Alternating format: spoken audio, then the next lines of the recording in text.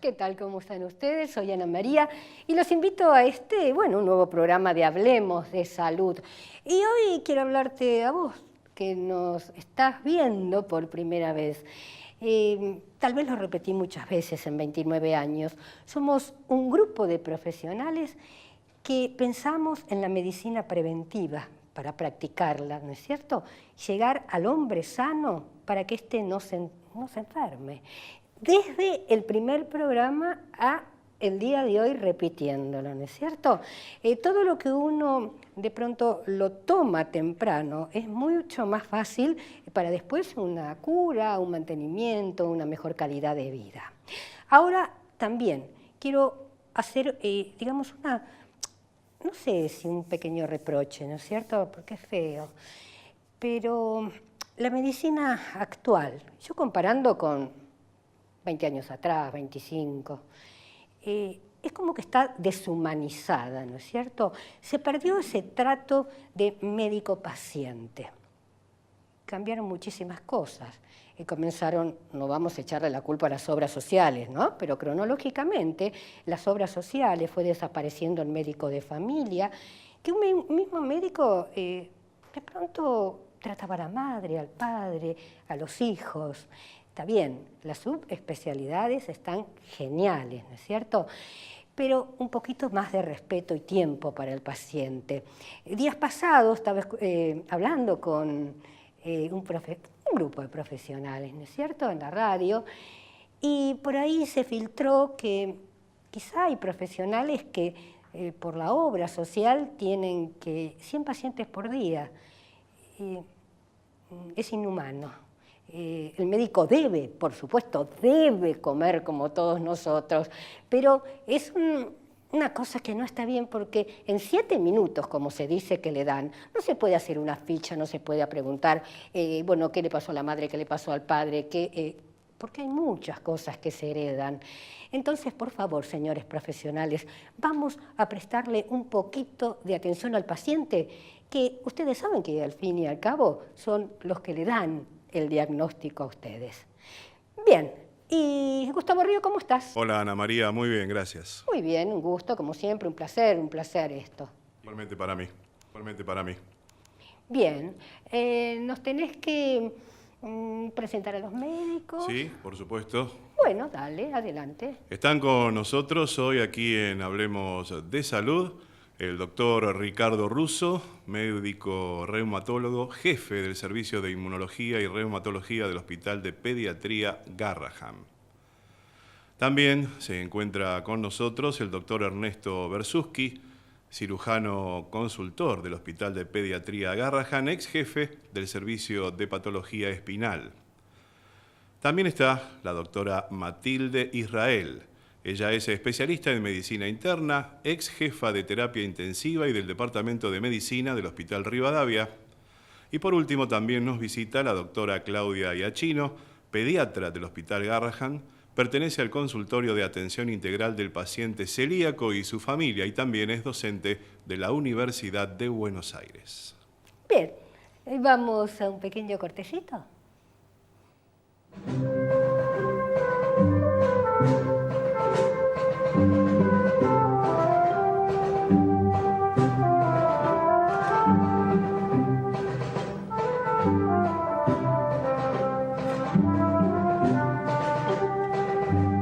Aquí y Ahora Producciones presenta Hablemos de Salud. 29 años al servicio de la medicina preventiva. Conduce la periodista médica Ana María Forte. Y ya me van a contar los temas que ustedes van a tratar en el día de hoy. Doctor Russo. Fiebre mediterránea familiar en los niños. Bien, Bersuski. Escoliosis congénita y demás deformidades congénitas en los niños. Bien. Israel. Dolor articular en el consultorio. Bien. Iachino. Enfermedad celíaca en niños y adolescentes. Genial, muy bueno. Bien, y como ya los presentó Gustavo Ríos, al tema vamos directamente. Russo, fiebre mediterránea familiar, ¿es común en la Argentina? ¿Se conoce el tema? Se conoce poco y probablemente no sea tan común como en los países del Mediterráneo oriental, pero seguramente es más frecuente de lo que hoy se sabe. A medida que la población y los médicos empiecen a conocer más de qué se trata y que existen aquí como en todo el mundo, vamos a empezar a encontrar más casos. Totalmente. ¿Podemos decir que es una enfermedad poco frecuente o rara por su incidencia? Definitivamente es rara, sí. Ajá. Bien. Es más común, por ejemplo, sabemos que somos un crisol de razas, ¿no es cierto? Cierto. Que vinieron de todas partes, españoles, italianos, o sea, toda la parte del Mediterráneo, y se fusionaron con nosotros, se unieron, hicieron esta patria grande, pero también trajeron sus genes. ¿Esto es genético?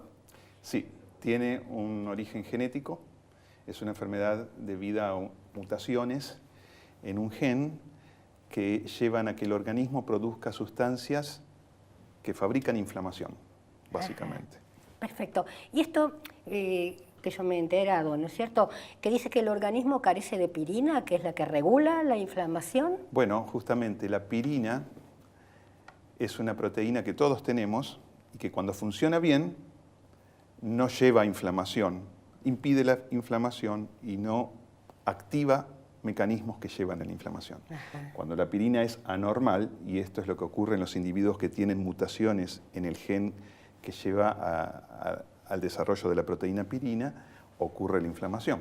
Ujú. Bien. ¿Cómo se manifiestan los chicos para que, bueno, los padres noten algo diferente, ¿no? Sí, es fiebre, generalmente fiebre que puede ser recurrente, cíclica o a veces es constante. ¿Dentro del primer año de vida? Puede ocurrir dentro del primer año de vida. Habitualmente en la primera infancia ya empiezan estos síntomas de fiebre, dolores, a veces alguna erupción cutánea, a veces alguna inflamación articular. Generalmente es la fiebre la que lleva a que la madre acuda al pediatra. Si el pediatra piensa en esta enfermedad, es más probable que la diagnostique. Obviamente, las enfermedades más frecuentes que originan fiebre son las infecciosas y otras que no son la fiebre mediterránea familiar. Entonces, Sí. el estudio de un chico con fiebre obviamente comienza con la exclusión de enfermedades infecciosas. Pero cuando esto se repite, tiene que surgir la sospecha, ¿no?, de que puede ser fiebre Claro, mediterránea. porque uno dice, el primer año de vida, el segundo se los llama mocosos porque siempre están con fiebre y mocos. Entonces, quizás sea difícil de pesquisar para el especialista que no esté muy en tema. Es cierto, en general va a ser el pediatra, el médico Claro, que va a ver por primera claro. vez a este niño con fiebre, que no va a tener moco, que no va a tener causa de la fiebre. Es una fiebre que viene porque sí y se va porque sí. Y en los momentos que no hay fiebre es un chico básicamente sano, normal, Sí. que juega, crece. O sea que esto es cíclico. En general es así, es recurrente, cíclico. Ajá. Y en más de una oportunidad quizá cuando el chiquito le duele la panza y falta a la escuela, que también es común que puede ser por temor, por no querer ir, pero muchas veces se lo subestima. Sin dudas. Bueno, el dolor abdominal es también bastante frecuente en pediatría y hay muchas causas de dolor abdominal. La fiebre mediterránea es una de tantas. Claro. El chico ya de segunda infancia, con fiebre mediterránea familiar, puede tener al dolor abdominal como uno de sus principales síntomas. Ajá. Es más, hay chicos con fiebre mediterránea que son operados por probable apendicitis, Claro. porque se puede parecer mucho el cuadro abdominal de un chico con fiebre mediterránea en una de sus crisis a una apendicitis. Como la apendicitis es mucho más frecuente, se Van operan. derecho, lógico. ¿Y diarreas, estreñimientos pueden tener? Pueden tener diarreas. Ajá. En realidad los síntomas, signos y síntomas son muy variados. Los más frecuentes son fiebre, dolores, dolor abdominal, dolor torácico, alguna erupción en la piel. Ajá. Y esto de que va y viene sin causa. No es infeccioso, no es con algo definido en la autoinmunidad, porque no son enfermedades autoinmunes, y sin embargo el individuo sigue teniendo fiebre. Y no todos los casos son iguales, ¿no es cierto? No tienen todos los mismos síntomas, de ahí también el mareo del médico para detectarlo. ¿Existe algún genético, aparte de la pesquisa profesional, que es muy importante? Bueno, es cierto que los síntomas pueden ser muy variados, Pero si no hay una sospecha clínica de que uno de estos pacientes míos que tiene fiebre y fiebre no sé por qué puede tener fiebre mediterránea, nunca vamos a llegar al estudio genético. Claro. Una vez que se la sospecha, y probablemente haya que buscar la opinión, el consejo de alguien que tenga alguna experiencia en fiebre mediterránea o enfermedades similares. Hay una serie de enfermedades que los pediatras llaman fiebres periódicas. Claro. Bueno, una de ellas es la fiebre mediterránea. Hay muchos pediatras que tienen experiencia en las fiebres periódicas. Cuando uno sospecha finalmente la fiebre mediterránea, y en países como Argentina, donde no es tan frecuente como en Israel o en Turquía o en Armenia, y si uno puede acceder al examen genético, es recomendable. Es recomendable para la seguridad. Algunas veces puede pasar que en un genético no salga y respondan a la medicación. Sí, una manera también de sospechar la fiebre mediterránea Sí. es darle a este chiquito con fiebre, un tratamiento preventivo con colchicina. Bien. Si deja de tener las fiebres, y es muy Queda. probable que se trate, es muy probable. Claro, pero también con colchicina se trata el reuma gotoso y otro tipo de enfermedades, ¿no es cierto? No hay la certeza total u otra autoinflamatoria. Es cierto, la gota en chicos casi no existe. No, perdón, ya yo siendo al bien. grande, ¿no? No existe, no, en chicos Es cierto, no existe. hay otras enfermedades que pueden tener alguna Y respuesta. respondan a la colchicina. Pero la respuesta que tiene el paciente con fiebre mediterránea es maravillosa. Si uno ve un Total. chico con fiebre que responde maravillosamente, ¿qué significa? Que nunca más tiene fiebre, Total. después de tomar la colchicina, es muy probable que se trate de fiebre mediterránea. Es muy probable. Ajá. ¿Y cómo es el pronóstico? Bueno, depende justamente de cuán temprano sea el diagnóstico, cuán temprana sea la indicación entonces de la colchicina, Sí. que previene nuevas recaídas, y qué cuidadoso sea el seguimiento, ¿no? La atención del chico, el paciente con fiebre mediterránea. Ajá. El individuo que está años y años con fiebre, sin diagnóstico, sin tomar colchicina, y tiene un pronóstico un poco más complicado porque puede empezar a desarrollar complicaciones como la amiloidosis. Por eso es muy importante que el diagnóstico sea temprano y que la colchicina se indique tempranamente. Ahora, no todo enfermo de fiebre mediterránea familiar puede llegar, o sea, se dice que según las mutaciones puede llegar a la amiloidosis o no, ¿no es cierto? Quien Es muy tenga más cierto. o menos suerte. Es muy cierto, pero hay que sospechar que Por puede ocurrir, supuesto. por lo cual hay que recibir la colchicina. Y cuando uno suministra la colchicina, o sea, tiene que ser un médico muy preparado. Yo siempre digo, si es de chicos, Garrahan, Casacuna, o sea, Gutiérrez, donde realmente el médico está acostumbrado a recibir muchos tipos de pacientes, ¿no? De pacientitos. Para empezar con el tratamiento, ¿cómo es la dosis? O sea, ¿es para todos por igual? No, depende un poco del peso del paciente, Ajá, pero no hay mucha variación. Bien. Ante todo hay que saber que es una droga muy benigna. ajá. A lo sumo puede traer una diarrea, Una diarrea. Porque inhibe una enzima que tenemos en el intestino que metaboliza la lactosa. Esa enzima se Ajá. llama lactasa. Inhibe esa lactasa, por lo cual Bien. hay que, si está tomando colchicina el paciente, hay que decirle que no tome lácteos o que tome lácteos libres de lactosa, ¿no? Libre de lactosa. Bueno, pero el queso todavía no viene libre de lactosa porque es pura crema. Probablemente no. Mira, yo un poquito sé del tema y me apasiona y ojalá todos estos pacientitos puedan tener una buena calidad de vida, ¿no? Y la última pregunta, pero después te voy a seguir preguntando. Por ejemplo, ¿qué se hace? ¿Hasta qué edad se atienden a los chicos en el Garrahan? Bueno, la edad que sanitariamente es aceptada como divisoria entre niño y adulto Sí. para ir a los hospitales Sí. es 16 años. Sí. Ahora bien, claro, cuando uno sigue pacientes con enfermedades crónicas difíciles, a veces está un poquito más, pero Lógico. son 16 años. Bien, entonces yo después te voy a preguntar, no te preocupes porque ya lo anoté, ¿cómo De es la acuerdo. calidad de vida? ¿Y qué pasa con los chicos a partir de los 18 años? ¿De acuerdo? Te agradezco mucho. Bien, vamos ahora, Gustavo, por favor, te pido, ¿estamos en la radio? Estamos en la radio también, además de la televisión, así que Hablemos de Salud. Se emite por AM 1220 Ecomedios, todos los martes al mediodía, esto es a las 12, y también a través de www.ecomedios.com. Bien, bien.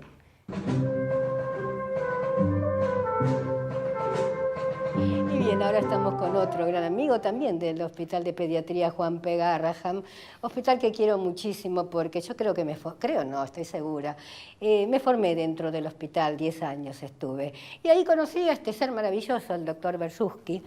Aparte, bueno, excelente cirujano, y fuiste noticia ya hace un par de meses, ¿no es cierto?, por una operación de escoliosis infantil congénita, ¿no es cierto?, que es poco frecuente también.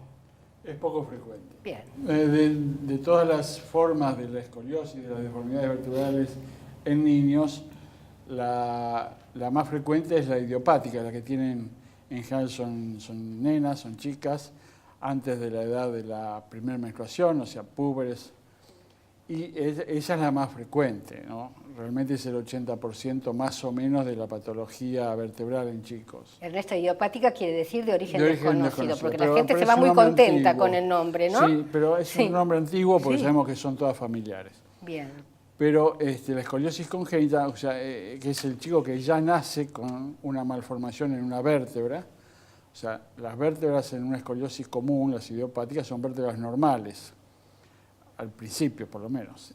Cuando la patología es muy severa, bueno, se deforman mucho, pero el tema es, en las congénitas, ya el chico nace con una alteración morfológica en sus vértebras, que puede ser por una deformidad por un defecto en la segmentación, o sea que la columna no se ha segmentado y está pegada en varios niveles, o un defecto en la formación de la vértebra, que es la más frecuente y es lo que se denomina hemivértebras. A veces no son detectadas en un principio, pero se pueden detectar fácilmente simplemente mirando la espalda.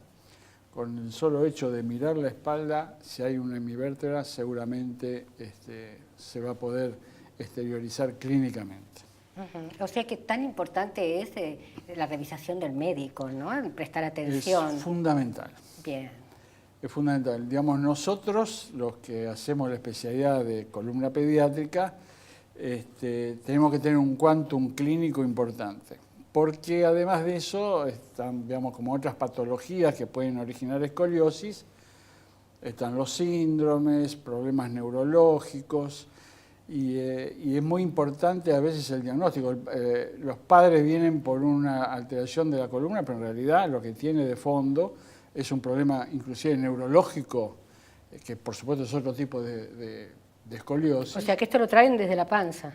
Sí. La escoliosis congénita la traen desde la panza, es un hecho fortuito que ocurre entre la tercera a la sexta semana de vida intrauterina, por el cual la columna no puede formarse bien del todo. Nunca pudo probarse que esto tenga alguna incidencia genética. O sea, seguimos pensando, por ahora al menos, que el hecho es totalmente fortuito. Es un problema de azar. Quiere decir que cuando el bebé nace, si tiene una buena revisación, a partir del nacimiento se descubre esta enfermedad. No puede ser intrauterina. Bueno, sí, si la malformación es muy compleja y toma muchas vértebras, porque el nivel de gravedad está dado por cuántas vértebras toma la malformación. Si toma una sola, por ahí no se puede ver en una ecografía, pero si es un problema complejo de la columna, se ve perfectamente en una ecografía prenatal. Perfecto. ¿En el caso de Felipe? En el caso de Felipe tiene una malformación que es un defecto de segmentación, o sea, la columna está pegada de un lado en la región cérvico-torácica, o sea, la base del cuello y el principio del tórax. De un lado está la falla de segmentación y del otro lado no tiene nada. Entonces lo que ocurre es que el cartílago de crecimiento está del lado normal y del lado patológico no hay crecimiento. Esto, al crecer de un lado y no crecer del otro, entonces es lo que va provocando la deformidad vertebral. ¿Cómo se solucionó? ¿Cuándo fue la primera operación? Bueno, el caso de Felipe es casi una excepción, porque vimos que la curva estaba progresando muy rápidamente, todavía en la lactancia. En ese momento nosotros no tenemos posibilidad, como los chicos grandes, de poder enderezar la columna. La única posibilidad es anular el crecimiento del lado que está creciendo. Bien. O sea, es la antimedicina, digamos. Claro, ¿no? totalmente. De un lado no crece, del otro lado, que es el normal, está creciendo y lo tenemos que anular, porque si no la curva va a aumentar. Entonces a Felipe le hicimos lo que se llama una artrodesis vertebral simple, simple porque no tiene implante metálico, del lado convexo. Y luego, para poder enderezarlo en función de su crecimiento, utilizó un aparato muy agresivo que es un corsé con un palo de hockey, o sea que le empuja la cabeza para el otro lado. ¿Esto qué edad? Más o Y menos. el corsé con palo de hockey se lo habrá puesto, nosotros lo ponemos ni bien empieza a caminar, o sea que al año y pico ya está usándolo. Y hasta que endereza la cabeza, porque a pesar de lo que uno piensa, la cabeza se endereza. Bien. Y una vez que se enderezó la cabeza se quita el corsé. Pero no me acuerdo específicamente en el caso de Felipe cuánto tiempo lo llevó, pero haber sido un par de años más o menos. Y después, por ejemplo, ¿cuándo fue la última operación? ¿Cuántas operaciones tuvo? No, tuvo dos, desde el punto de vista vertebral, dos cirugías solamente. Fue esa. En la adolescencia lo que generó fue una curva vertebral por debajo de la zona operada, muy por debajo de la zona operada. Que no es común. Que no es común. Sí. Y el dilema con Felipe era que esa curva le permitía mantener la cabeza mejor centrada. O sea, si yo tengo la cabeza inclinada para este lado y hago una curva así, centro la cabeza. Y uno de los grandes objetivos es que tener la mirada horizontal. Eso es un objetivo primario, es lo primero que hay que lograr. Sí. Entonces, el gran dilema era que si él está, como he dicho, inclinado así, con la curva así, si yo, o sea, así... No puede ser nunca, sí. Entonces, curva si yo lo enderezo, claro, que me quede con la cabeza para el otro inclinada. lado, exacto, exacto. Así que, bueno, eso fue el dilema y nos tiramos a la pileta porque la ¿Cuándo curva fue ya esto, la tenía, última operación? Hace más o 2 menos? años. 2 años, perfecto. Bien. Y nos tiramos a la pileta haciendo una artrodesis más corta, cosa que pueda compensar abajo con los niveles no operados y realmente funcionó. Fue una exitosa operación, ¿no es cierto? Respondió muy bien. Sí, yo diría que sí, o sea, tiene la cabeza bien centrada, la curva realmente se pudo corregir en forma completa. Bien. Es una gran cirugía para objetivos a veces que parecen muy acotados. O sea, todo esto para que conserve la mirada horizontal, que para nosotros eso era primordial. Es primordial. Totalmente. Yo te tengo una sorpresa, ¿no es cierto? ¿Estás Felipe por acá? Adelante, Felipe, te estamos esperando. Muchísimas gracias, estuvimos muchísimo hablando de vos. Bueno, yo ya te entrevisté en la radio, ¿no? Y digo, sos un pequeño personaje. Todo lo que explicó el doctor Bersuski lo entendimos perfectamente. Digamos que es la parte de cirugía. Exactamente. ¿Vos cómo viviste todos estos momentos? Todo lo que dijo el doctor, todas esas complejidades, al fin y al cabo me conforman, ¿no? Aunque no entienda las palabras y no entienda todos esos términos que de chiquito tuve que aprender, me conforman. Entonces, eso fue un impacto interesante. Yo no te puedo hablar porque no me formé en ningún tipo de medicina. No, pero lo que sentís... Claro, lo que me formé es en mí mismo. Claro, en las experiencias. Y bueno, de chiquito la mayor traba o la mayor piedrita del camino fue el corset. O el corset era como una cárcel de plástico en la que yo me tenía que movilizar el día a día. Con el tiempo fui mejorando y tuve tiempos libres sin el corset, pero al comienzo era todo el tiempo. A mí me quedan pequeños recuerdos, por ejemplo, para hacer más infantil y más lindo el corset, yo le pegaba de los chocolates Jack, le pegaba las stickers que te venían los chocolates Jack. Entonces, bueno, ahí está un material sanador como el corset y el tratamiento que un niño le hace a lo La que tiene que usar todo aceptación el que el tiempo, grande la no lo aceptación. podemos hacer. Entonces, muy, muy loco, ¿viste? ¿Y qué fue, por ejemplo, de tu vida escolar? Mi vida escolar, sí. En la escuela yo prácticamente no llegaba. No sé si en jardín lo llevé, pero sé que en primaria no.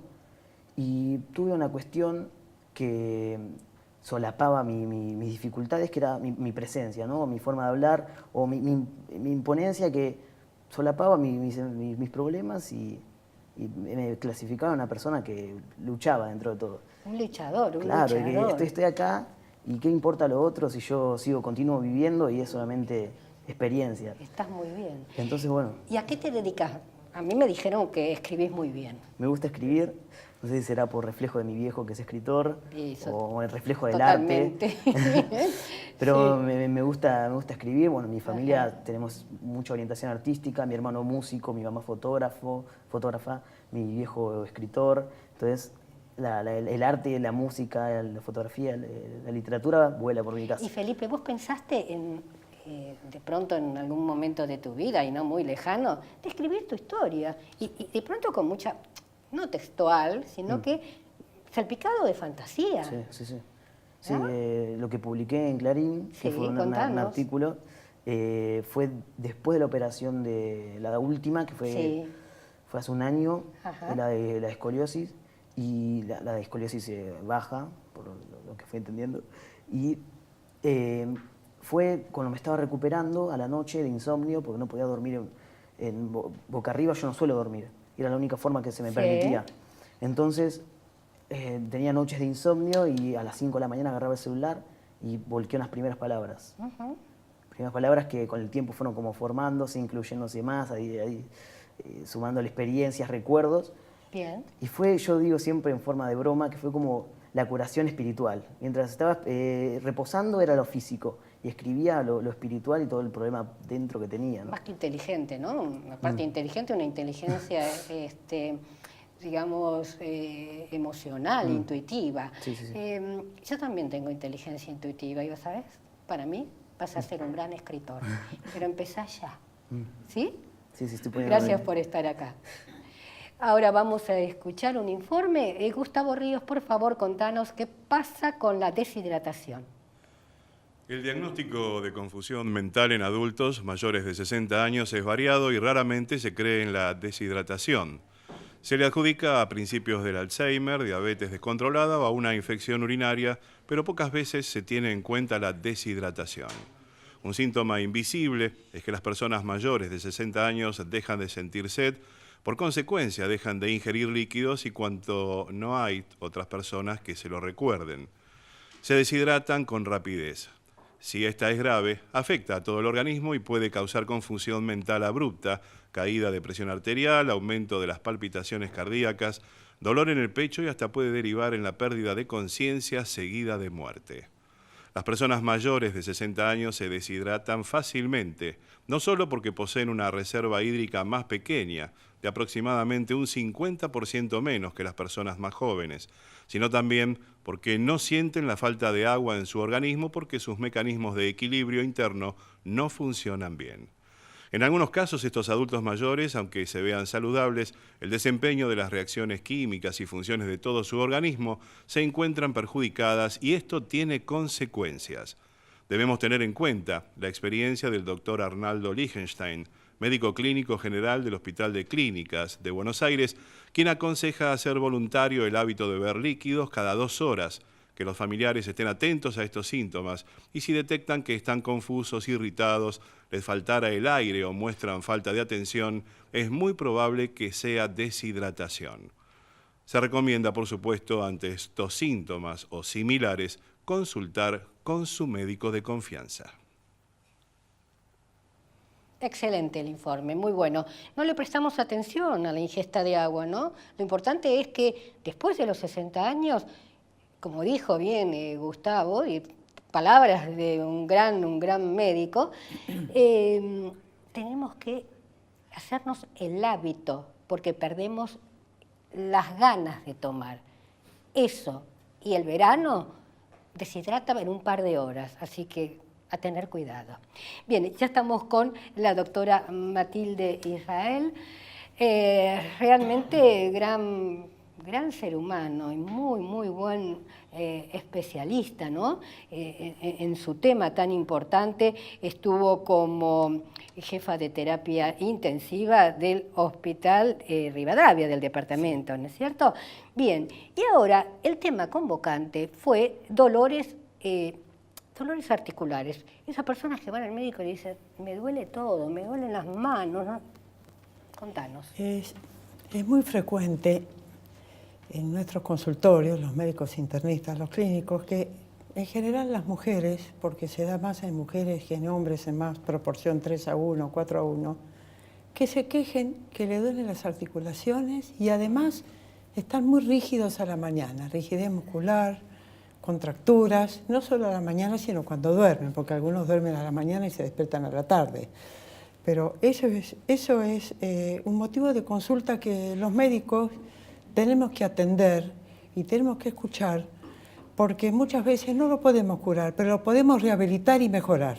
Y hay que pensar en la calidad de vida en los pacientes, los clínicos, en la calidad de vida. Exacto. ¿Y qué pasa cuando el paciente te dice, tengo como si tuviese unos guantes de cuero en las manos? Las articulaciones como una bisagra entre dos huesos. Y fíjate vos que estas articulaciones están desde la cabeza hasta los pies. Con la columna pueden subir, bajar, agacharse, las tareas de la casa, deporte, sus trabajos habituales. Es decir, todo nuestro cuerpo está articulado, movido por tendones y músculos, que no de más quería agregar que los músculos tienen que ser fuertes, la tienen que proteger y tienen que estar bien oxigenados. Incluso hay algunos tratamientos hoy por hoy que el paciente que con tratamientos bastante resistentes a los dolores va a la cámara hiperbárica de aumento de presión de oxígeno, le disminuye el dolor y mejora la inmunidad. Sí. Por eso tienen que estar bien oxigenados. Lo importante de la articulación es que puede haber varias cosas. Hay tres cosas fundamentales. O está inflamada, o está en crisis de envejecimiento, o está destruida. Sobre todo con la inflamación viene esa persona que le duele, que no se puede mover, que está colorada, que puede o no tener fiebre, que se siente mal. Y eso es muy importante para reconocer, el médico tiene que reconocer indiscutiblemente qué tiene la paciente. O es la articulación sola, una cosa particular que se infectó, o entró un germen por puerta de entrada, o se esguinzó, sí, o se cayó, o se tropezó, o forma parte de una enfermedad general. Claro, puede ser una artritis o artrosis. Claro, entonces hay que diferenciar. Exacto. Y el médico está obligado a diferenciar, sobre todo con la clínica, con el laboratorio que hay que pedir de sangre y orina y con la radiografía. Pero sobre todo el diagnóstico es clínico. ¿Y qué diferencia hay entre una artritis y una artrosis? Te viene una mujer entre 30 y 60, hasta 50, 50 y pico de años, que se siente mal, que está debilitada, que tiene dificultad para levantarse a la mañana, está embarada y está como media hora, una hora, hasta que se descontractura y puede levantarse. Y tiene las dos muñecas inflamadas, o tiene la articulación de la mano con los dedos inflamados las dos, o los dos dedos pulgares, es decir, son simétricas. El médico está obligado a pensar que tiene alguna enfermedad reumática, claro, y sabemos que la artritis reumatoidea tiene una muy alta prevalencia en la mujer.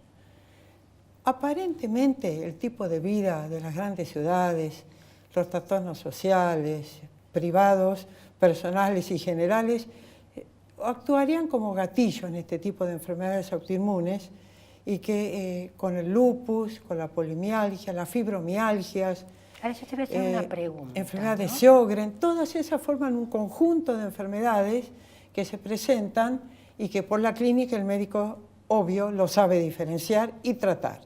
Y un último mensaje. No, por favor, sí, seguí Cuanto tranquila. antes la reconoces y haces el diagnóstico, mejor va a ser el pronóstico. Correcto. No se puede perder tiempo en esto. Correcto. Hablaste de polimialgia y fibromialgia, ¿no es cierto? Yo no soy médica, vamos a empezar por ahí, ni quiero serla, porque si no hubiese estudiado, pero bueno, mi pasión es la medicina, transmitir. Y cuando uno va al médico y le dice, ya cansados de consultorio, en consultorio, y dice, tiene polimialgia. Y la persona sale muy contento porque, ay, tengo un nombre. Pero si nosotros etimológicamente pensamos en qué quiere decir polimialgia, polimuchos, mialgia, músculo, dolor, ¿qué enfermedad es la de mucho dolor? Hay que tener cuidado con el nombre de las enfermedades que a veces se El mantienen en los rótulo. años y no tienen nada que ver con lo que dicen. Exactamente.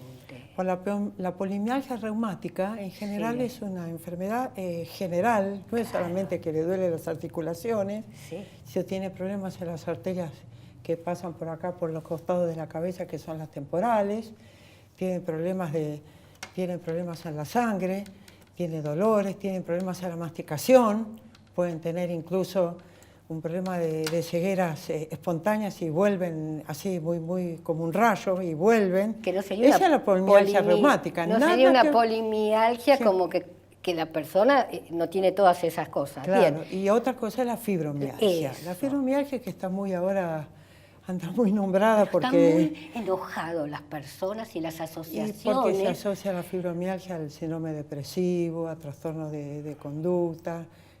La persona, en general la mujer, duerme y no descansa, es decir, el sueño no reparador, y los lugares dolorosos. No solo de las articulaciones, sino a través de los músculos, de tendones y músculos. Y eso es la fibromialgia, que el diagnóstico Bueno, yo es te cuento, clínico. Te cuento algo total, acá nadie nos está escuchando, pero espero que sean muchos. Esperemos. Bien. Yo soy presidenta de la Asociación de Fiebre Mediterránea Familiar de Argentina, donde de la noche a la mañana me descubrí la enfermedad y entré en un mundo nuevo. Muy contenta. No todos los enfermos se ponen contentos, ¿no es cierto? Porque puedo ayudarme a mí, a mi familia y a mucha gente. Correcto. Dicho esto, estamos en comunicación con España, Italia, Suiza, todas asociaciones que tenemos todas la misma enfermedad, ¿no es cierto? No todas son, como explicó el doctor Russo, lo mismo. Y yo te cuento algo. Cuando yo empecé a sospechar que tenía fiebre mediterránea familiar, y trae dolor lo articular. primero que yo hice es hablar con el doctor Favaloro, pedirle perdón, ¿no es cierto?, que lo estaba molestando un domingo, pero digo, yo creo que sé la enfermedad que tengo. ¿Y con quién está? No, con mi amigo Google. Entonces, el cuarto renglón de leer brucelosis decía, no confundir con fiebre mediterránea familiar. El diagnóstico de mi padre era brucelosis. El resto de la familia todos tenemos más o menos los mismos síntomas. Bien, mal diagnosticado de mi padre para arriba y han fallecido. Bien, entonces, no es fácil diagnosticarla. No es fácil, pero mirá dónde voy yo, para que la gente, no sé, tenga una lucecita, que necesita saber el nombre de la enfermedad y probable tratamiento. Esta enfermedad, le pregunto a Favaloro, ¿con cuántos síntomas vos diagnosticás una enfermedad? Con 4. Digo, bueno, yo tengo los 8, o sea, no había duda. Pero los 4 que yo te digo, dolor en todas las articulaciones, la puntada al corazón, tremenda puntada al corazón. Y los otros 2 van variando, porque hay gente que dice, tengo los pies que me hierven, ¿no es cierto? Corregime si no. Sí, está la sensibilidad. Coinciden los síntomas. Entonces, no voy a mandar a todos al laboratorio corriendo, ¿no? Para hacer un genético. Pero yo lo pondría en duda, porque si todavía no está aprobada como enfermedad, es que existe una duda. Los médicos que forman el cuerpo consultor de nuestra asociación, donde está el doctor Bersuski, el doctor Russo y otros reumatólogos de adultos, ¿no?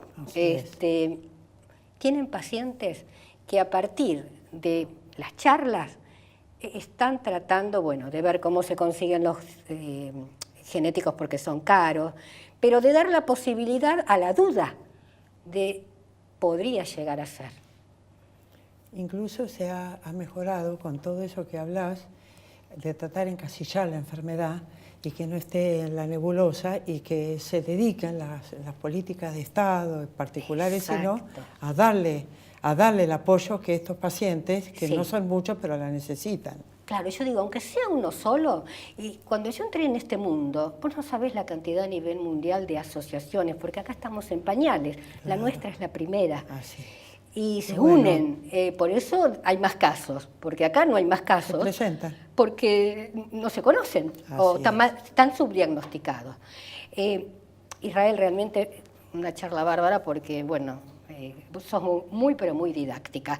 Hacia el final del programa, lo que quedó por ahí lo vamos a comentar a nuestra audiencia. ¿Te parece? Muchas gracias. Bien, ahora vamos a escuchar a Gustavo Ríos. ¿Qué es lo que nos tenés preparado, Gustavo? Le vamos a decir a nuestros amigos que nos ven a través de la televisión que estamos Bien. también en Facebook, ¿te parece? Me parece bárbaro. Bueno, y hablando justamente de lo que estabas hablando de fiebre mediterránea, le cuento a la gente que por Facebook nos encuentran en Hablemos de Salud Ana María Forte y también en Fiebre Mediterránea Familiar, Pacientes y Familias.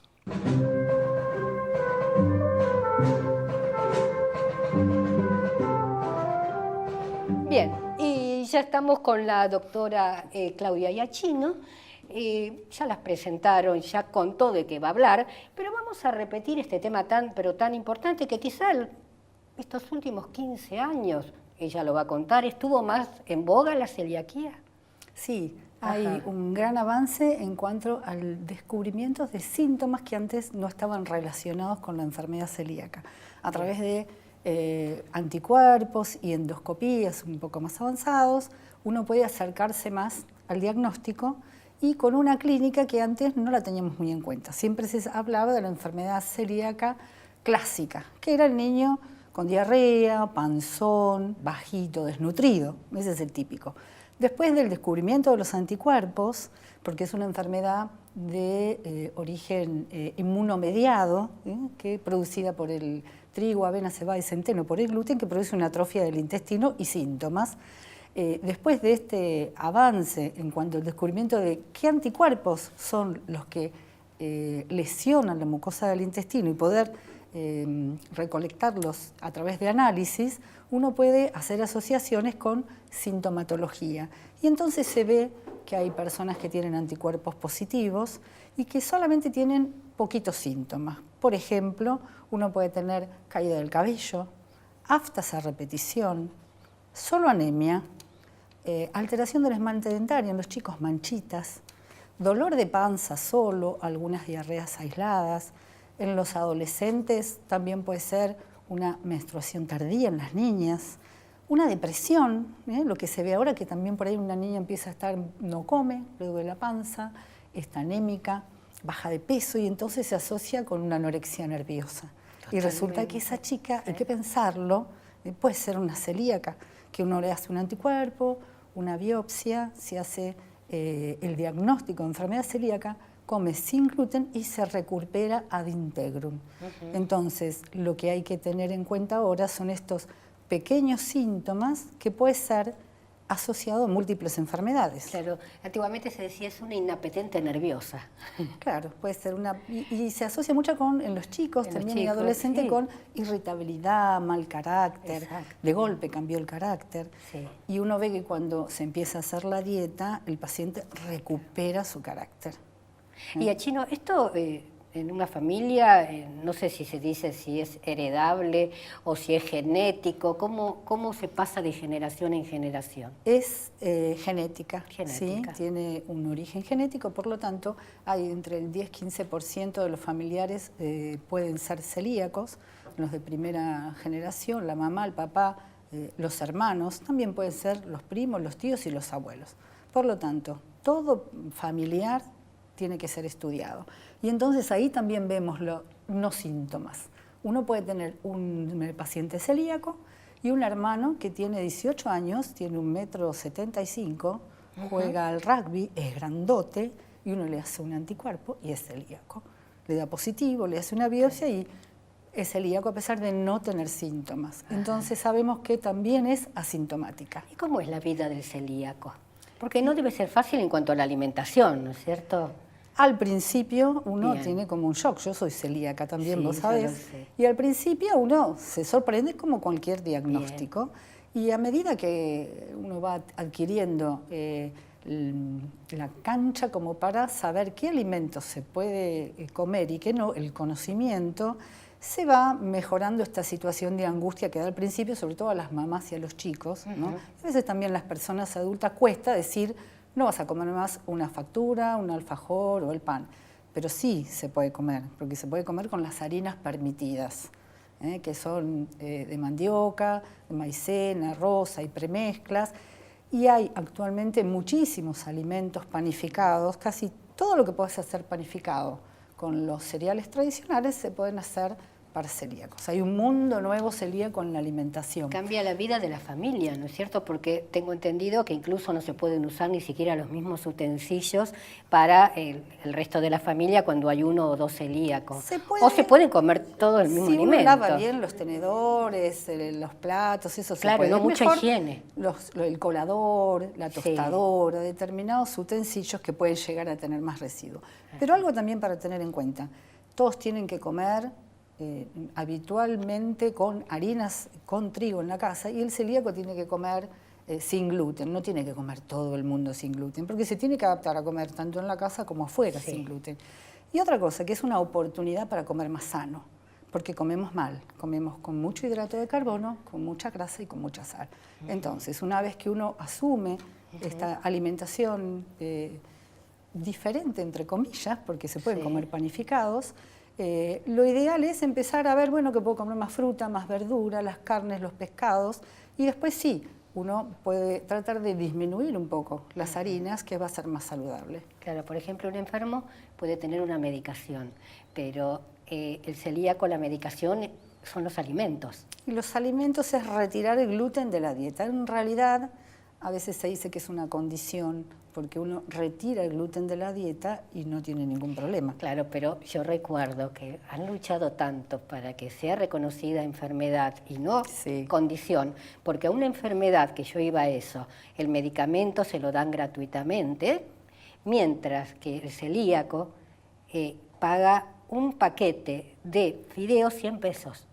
Entonces, es más caro, sumamente 2, 3, 4 veces más mientras caro. Se diga condición, el Estado no se va a hacer cargo de esa canasta que le brinda mensualmente, sea un poquito más grande, porque hoy en día ser celíaco es muy caro. Bueno, ahora hay una ley, yo formo parte del grupo de la ley celíaca, que hace aproximadamente 10 años, 9 años, en 2009, se sancionó en el 2011, para tocar estos puntos, que sea reconocida de interés nacional la enfermedad celíaca, que sea reconocida el costo de los análisis, que disminuya el costo de los alimentos, o que el Estado o las obras sociales haga algún reintegro para comprar los alimentos, porque también incluso los quesos, el jamón y las especies pueden tener contaminación con gluten. Por lo tanto, todo aquello que está envasado puede tener gluten y tenemos que tener cuidado. O sea, que hay que hacer como un Sherlock Holmes para investigar y saber qué alimento podemos comer. Pero eso,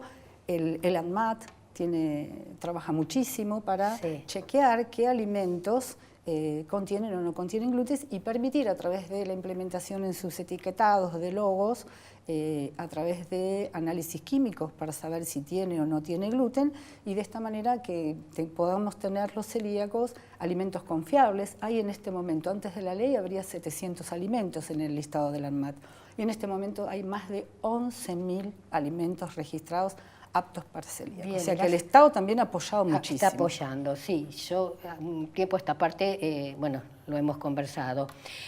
Con respecto a la leche, yo tomo deslactosada y, bueno, con alegría vi que también le habían puesto el sellito de apto para celíaco. O sea que se están preocupando. Porque lo que tiene la leche es que no tiene gluten. Lo que pasa es que se le incorpora tantos vitaminas y que en esa incorporación puede llegar a tener, que ahora se está evaluando y muchas empresas hacen los análisis, los presentan y se puede colocar un registro con el logo apto y que esté aceptado por el ANMAT como es libre de gluten. Bien, vamos a hacer un pequeño paréntesis y después, bueno, vamos a redondear porque yo me quedaría horas charlando con todos y quedan siempre preguntas. Así que esas preguntitas que quedaron se las voy haciendo, ¿les parece? Vamos a ese corte tan pedido.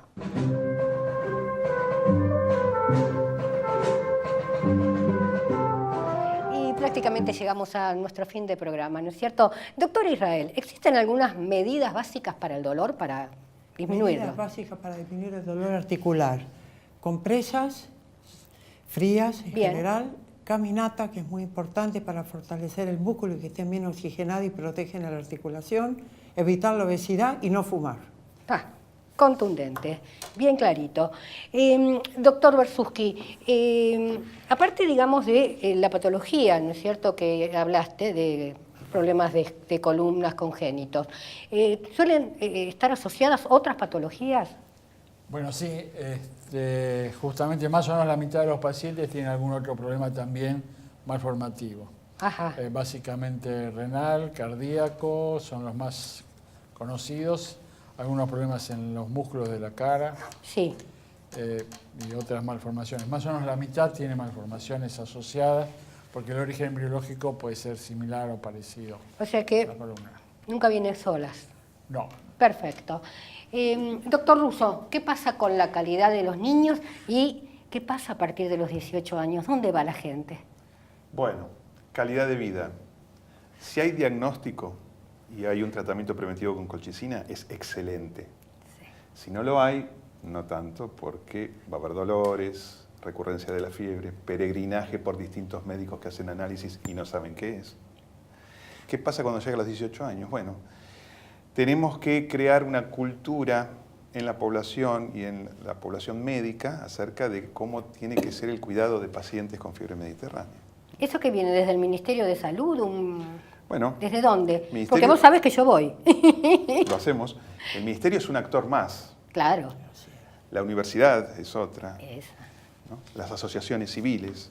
sí. En fin, como sociedad en conjunto tenemos que tomar conciencia de esto, ¿no? Bueno, cuenten conmigo y yo orgullosa de tenerlos a ambos en la asociación.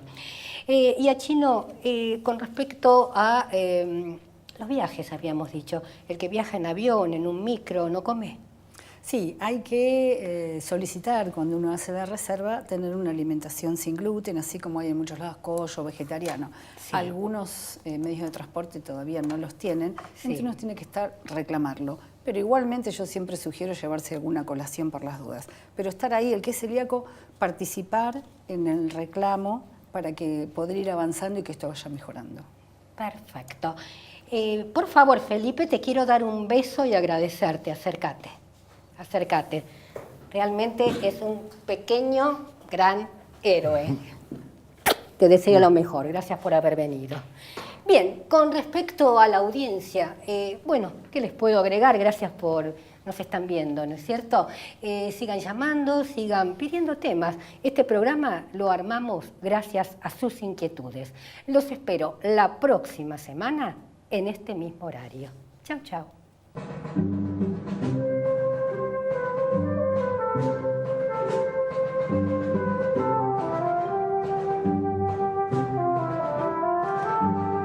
Viste a la señora Ana María City Jennifer. Agradecemos a la sucursal de Avenida Santa Fe y Bulnes, www.cityargentina.com. Peina a la señora Ana María Peluquerías Pino. Agradecemos a Julio y Oscar de Busquiazo 3043 Palermo, www.pino.com.ar. Karina Uranga, cosmiatra, karinauranga@hotmail.com. Maquilla a la señora Ana María, look 5D.